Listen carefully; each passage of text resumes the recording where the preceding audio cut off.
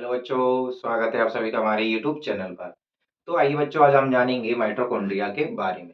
देखिए बच्चों, माइटोकॉन्ड्रिया का शब्द होता है यानी माइटोकॉन्ड्रिया का अर्थ क्या होता है। देखिए बच्चों, माइटो दो शब्दों से मिलकर बना होता है यानी कि दो ग्रीक शब्द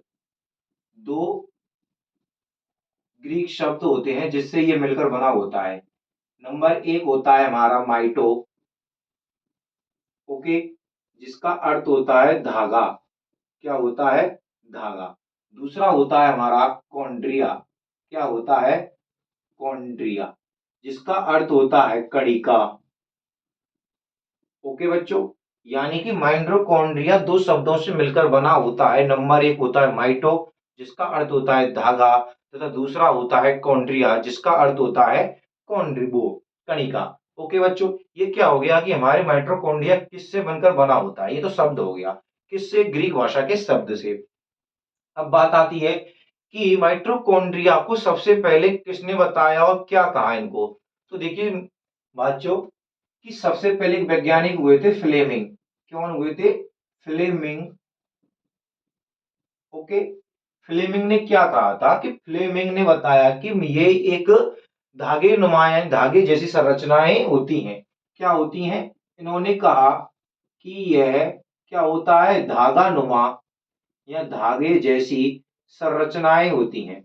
ओके बच्चों, ये बात किसने बोल दी? हमारी फ्लेमिंग भाई साहब ने बोल दी। ओके, इसके बाद देखिए बच्चों, एक और वैज्ञानिक आते हैं जिनका नाम होता है रिचर्ड आर्टमैन। आर्टमैन या आल्टमान। ओके, इन भाई साहब ने क्या किया? जो फ्लेमिंग ने जो संरचनाएं बताई थी, कौन सी? धागे नुमा संरचनाएं जो बताई थी, इनको क्या किया था? एक अभिरंजक यानी कि जो कलर बोलते हैं ना अभिरंजक करने के लिए, तो एक अभिरंजक से अभिरंजित कर दिया इनको। ओके, और अभिरंजित करने के बाद इनको एक नाम दिया। क्या दिया? एक नाम दिया जिसको बोलते हैं बायोप्लास्ट। क्या बोलते हैं? बायोप्लास्ट नाम किसने दे दिया? हमारा रिचर्ड आल्टमैन ने दिया। और यह क्रिया इन्होंने कब कराई थी? 1890 में कराई थी। ओके बच्चों, अब बात देखिए, बायोप्लास्ट आ गया, माइटोकॉन्ड्रिया तो अभी तक आया नहीं है ना। तो इसके बाद एक और वैज्ञानिक आए थे, उसका नाम था बेंडा। क्या नाम था? बेंडा भाई साहब। देखिए भाई साहब, बेंडा भाई साहब कब आए थे? हमारे 1897 ईस्वी में आए थे। और इन्होंने क्या किया था? जो फ्लेमिंग की जो संरचनाएं बताई थी, क्या थी? जो धागा नुमा संरचना होती है, इनको इन्होंने इनका नाम दे दिया अब माइटोकॉन्ड्रिया। क्या दिया? माइटोकॉन्ड्रिया, इनका नाम दे दिया भाई साहब। किसने? किसने? बेंडा भाई साहब ने 1897 में जो धागा नुमा संरचना बताई थी, किसने? फ्लेमिंग ने। इनको इनको नाम दिया किसने? माइटोकॉन्ड्रिया। ओके ना बच्चों। अब आप बात बोलोगे कि सर इसकी पीडीएफ, इसके नोट्स किस प्रकार से मिलेंगे हमको।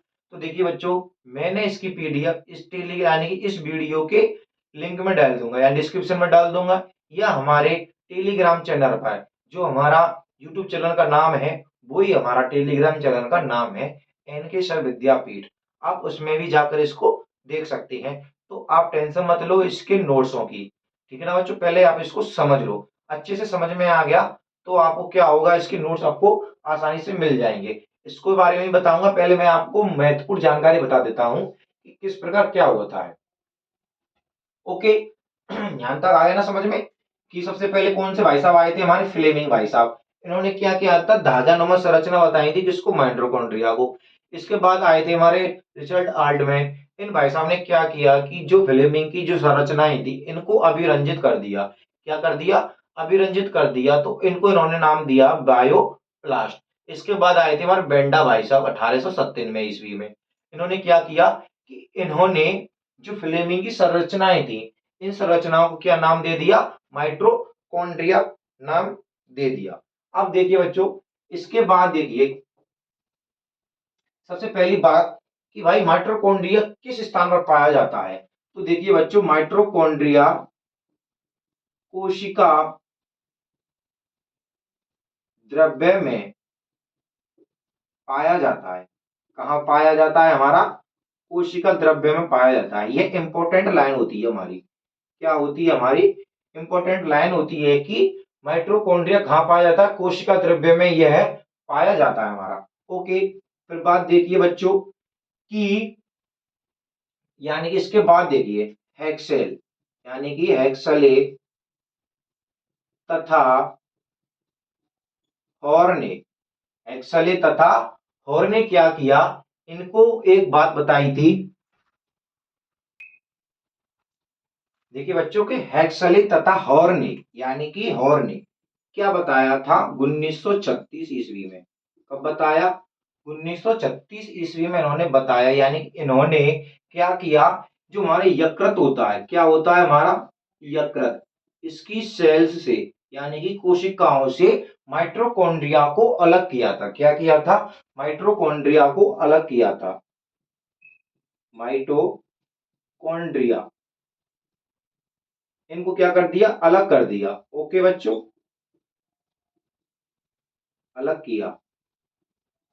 ये क्या बात आ गई हमारी कि हेक्सले तथा हॉर्ने 1936 ईस्वी में जो हमारे शरीर का यकृत होता है, क्या होता है यकृत, उससे माइटोकॉन्ड्रिया को अलग किया था। यानी उसमें उपस्थित माइटोकॉन्ड्रिया को उन्होंने पहचाना और इसको अलग कर दिया था। कब, 1936 में। फिर बात देखिए बच्चों कि पादपों में पादपों की कोशिकाओं में उपस्थित, पादपों की सेल्स में उपस्थित माइटोकॉन्ड्रिया माइटोकॉन्ड्रिया का सर्वप्रथम सर्वप्रथम किसने बताया, यानी किसने सर्वप्रथम, मिविस मिविल्स मिविस यानी कि मेविस, हाँ मेविस ने कब, 1904 में क्या किया था, मिविस द्वारा निम्फिया, कौन, निम्फिया के पौधे में, ओके ना बच्चों, प्राप्त किया था। यानी बताया था कि पादपों की यानी पादपों की जो कोशिकाएं होती हैं, क्या होती हैं, पादपों की कोशिकाओं में उपस्थित माइटोकॉन्ड्रिया का सर्वप्रथम मिविस द्वारा निम्फिया के पौधे में इनको देखा गया, यानी इन्होंने बताया था। ओके ना बच्चों, अब बात आती है कि जो माइटोकॉन्ड्रिया होता है, इसके जो विकर एंजाइम होते हैं, यानी कि क्या होते हैं, श्वसन एंजाइम, इनको किसने बताया था।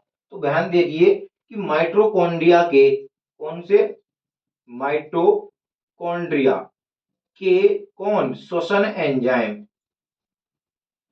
श्वसन एंजाइम, इनके बारे में किसने बताया था, इसके बारे में बताया था बोरबर्ग ने। किसने बताया था, बोरबर्ग ने बताया था कि माइटोकॉन्ड्रिया के श्वसन एंजाइम उपस्थित होते हैं। कौन ने बताया, यह बोरबर्ग ने बताया। ये क्या हो गई, इसकी महत्वपूर्ण जानकारी हो गई कि क्या क्या चीजें होती हैं। देखिए बच्चों के फ्लेमिंग ने धागानुमा संरचना बताया, रिचर्ड आल्टमैन ने बायोप्लास्ट कहा था 1890 में, बेंडा ने 1870 में माइटोकॉन्ड्रिया शब्द दिया था।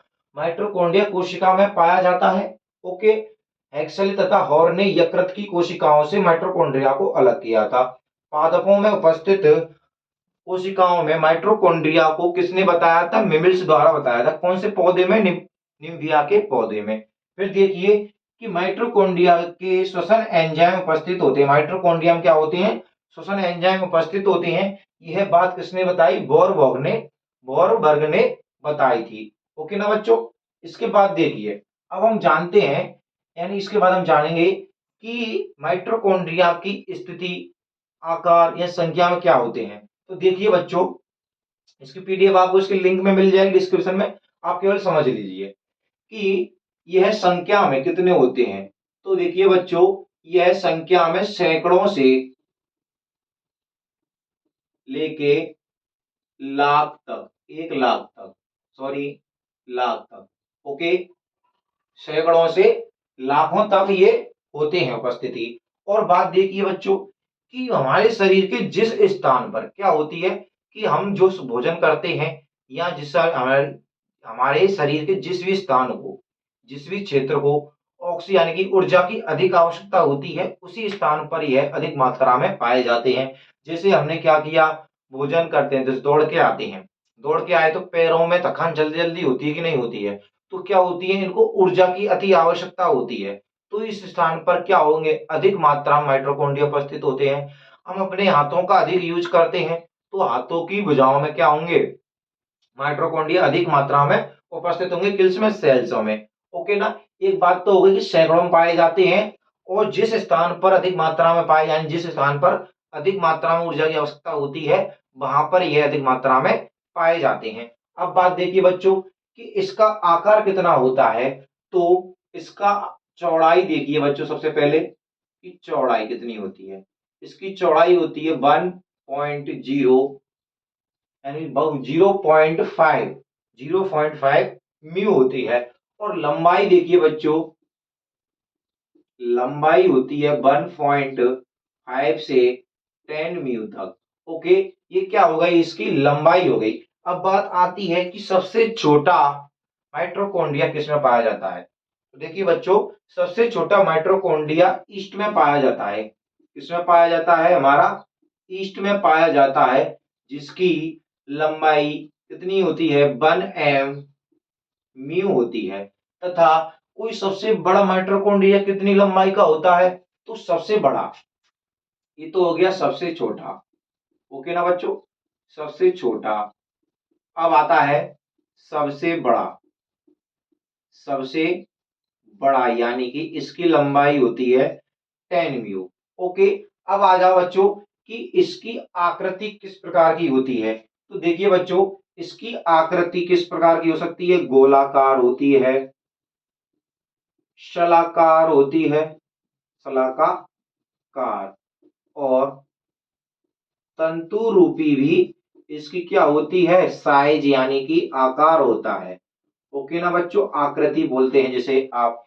ये क्या हो गई, इसकी महत्वपूर्ण जानकारी हो गई। अब आते हैं हमारे मेन टॉपिक पर, माइटोकॉन्ड्रिया में। देखिए बच्चों, माइटोकॉन्ड्रिया दो यानी त्रिस्तरीय होता है, तथा दो बाहरी परतों से बना होता है, यानी दो परतों से बना होता है। सबसे पहली परत होती है हमारी बाह्य परत, जिसे क्या बोलते हैं, आउटर मेम्ब्रेन बोलते हैं। ये वाली जो परत है, इसको क्या बोलेंगे हम, आउटर मेम्ब्रेन यानी कि बाह्य परत होती है। इसके बाद देखिए एक आंतरिक परत होती है, ये वाली। कौन सी हो गई हमारी, ये वाली आंतरिक परत। ओके ना बच्चों, दो परत हो चुकी हैं। इसके बाद देखिए बाह्य कला यानी कि आउटर चैम्बर, यानी कि कक्ष बोलते हैं जिसे। कौन सी होती है, ये वाली होती है। ये क्या हो गई, हमारी बाह्य कला हो गई। ओके। इसके बाद देखिए ये तो आउटर हो गई, फिर आती है हमारी इनर, यानी कि जो इसमें स्थान दिख रहा है, जो ये स्थान होता है, ये क्या होती है, हमारा क्या हो गई, हमारी आंतरिक कला हो जाती है। ठीक है। परंतु ये वाली संरचना को क्या बोलते हैं, जो ये संरचना दिख रही है, जो प्रबंध दिख रहा है, अंगुली नुमा संरचना दिख रही है, इसको बोलते हैं कृष्टि। क्या बोलते हैं, कृष्टि। क्या बोलते हैं, कृष्टि, अंगुली नुमा हो जाती है। ओके ना। तो ये हो गए, ये प्रबंध बहुसाल्य होते हैं।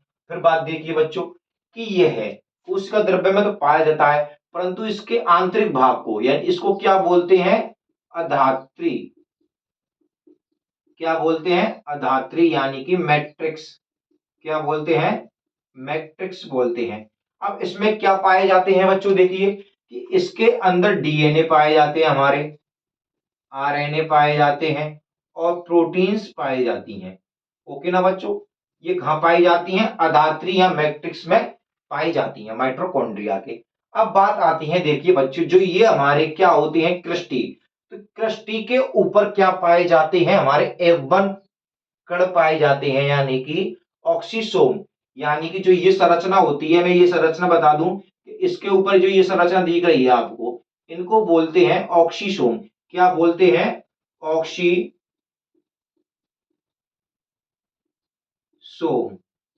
ओके, या F1 कण या प्रारंभिक कण बोलते हैं। ओके ना बच्चों।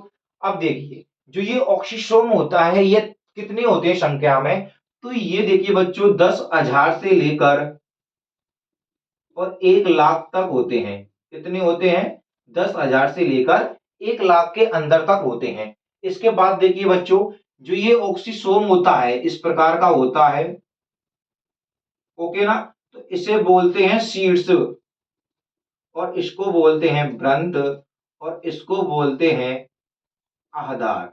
तो आप देख सकते हैं कि F1 कण तीन भागों में विभक्त होते हैं। कितने भागों में विभक्त होते हैं? तीन भागों में विभक्त होते हैं, शीर्ष, वृंत, आधार। ओके ना, ये क्या हो गए। अब बात देखिए कि इन पर क्या पाए जाते हैं। इन पर एटी फेज पाया जाता है। क्या पाया जाता है? एटी फेज यानी कि एटीपी फेज पाए जाते हैं, तथा एटीपी संश्लेषण पाए जाते हैं। एटीपी संश्लेषण भी पाए जाते हैं, जो क्या करते हैं, भोजन के, जो भोजन होता है उसको क्या कर देते हैं, ऑक्सीकृत कर देते हैं, और क्या बनाते हैं इसको, फाइव, हाँ, ऑक्सीकृत कर देते हैं। ठीक है ना बच्चों, कौन, ये वाले। ओके ना, भोजन पच जाता है हमारा, और क्या होती है, ऊर्जा मुक्त होती है। इसलिए क्या कहते हैं इसको, इसे माइटोकॉन्ड्रिया को शरीर का यानी कि कोशिका क्या कहते हैं, शक्ति ग्रह कहते हैं, यानी कि पावर हाउस बोलते हैं इसको। क्या बोलते हैं? Power house. क्या बोलते हैं? पावर हाउस, यानी कि शक्ति ग्रह बोला जाता है। माइटोकॉन्ड्रिया को क्या कहा जाता है? शक्ति ग्रह कहा जाता है, यानी कि पावर हाउस कहा जाता है। ठीक है ना बच्चों। अब बात आती है इसके कार्यों की। क्या आती है, इसके क्या क्या कार्य होते हैं। देखिए बच्चों, सबसे पहले इसका कार्य होता है यानी कि श्वसन तथा खाद्य पदार्थों का ऑक्सीकरण करना। जो हम भोजन खाते हैं उन पदार्थों को क्या करता है, ये ऑक्सीकृत करके छोटे छोटे भागों में तोड़ता है। ओके ना, जैसे अमीनो अम्लों में तोड़ दिया। ओके ना, अमीनो अम्लों में, और यानी कि सॉरी, अमीनो अम्लों में तोड़ देता है, विभिन्न टीबी पदार्थों में तोड़ा, ऊर्जा मुक्त होती है, जिससे हमारे भोजन में हमारे शरीर को क्या होती है, ऊर्जा प्राप्त होती है। नंबर दो बात आती है कि यह पीतक का निर्माण करता है। क्या करता है? पीतक का निर्माण करता है। देखिए बच्चों, मैं इस स्थान पर बता दूंगा, नंबर वन तो होता है श्वसन तथा खाद्य पदार्थों का। ओके ना बच्चों, क्या करता है, ये ऑक्सीकरण करता है। नंबर दो बात आती है कि यह पीतक का निर्माण करता है। पीतक क्या होता है बच्चों, देखिए कि जब अंड जनन होता है महिलाओं में, क्या होता है, अंड जनन के समय अंडाणु का निर्माण होता है ना, तो ये अंडाणु के योग का निर्माण करता है। क्या करता है? अंडाणु के योग का क्या करता है, निर्माण करता है। ओके ना बच्चों, इसकी आपको पीडीएफ मिल जाएगी, टेंशन मत लेना। ओके, निर्माण करता है।